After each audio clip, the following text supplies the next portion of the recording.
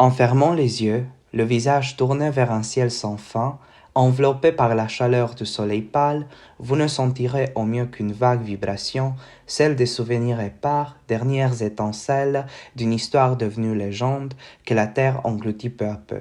C'est en ces quelques lignes qu'on peut essentialiser La cabine d'Éric Bouillard, un roman qui transporte le lecteur dans un lieu de nulle part, au milieu d'un désert américain, à l'aide de Ron, personnage qui forge un monde possible à partir d'un article d'une revue pour adolescents. En fait, Ron et les lecteurs suivent les Roads of Nowhere, qui représentent l'acronyme du protagoniste, les chemins de l'imagination, car, plus qu'un roman d'aventure, l'histoire d'Éric Bouillard est une méditation sur le rôle de l'imagination à l'ère informatique. En fermant les yeux, c'est la phrase définitoire, car ce n'est pas la première fois quand il parle de la capacité humaine d'imaginer.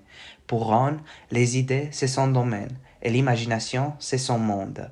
En ce qui concerne la cabine téléphonique de Mojave, elle incite à des questions comme « Pourquoi mettre une cabine dans le milieu du désert ?» Qui va répondre? Ron se décide ainsi d'aller dans une aventure pour trouver cette cabine et il va écrire son histoire, mais pas sur le papier, qui lui paraissait presque démodé. L'avenir, c'est l'informatique. Ses rêves, il les partagera à travers les écrans. Et c'est pour cette raison que la cabine devient un phénomène international. Tout le monde appelle et attend une réponse de nulle part. La cabine devient un lieu de pèlerinage et de rencontre entre des gens divers.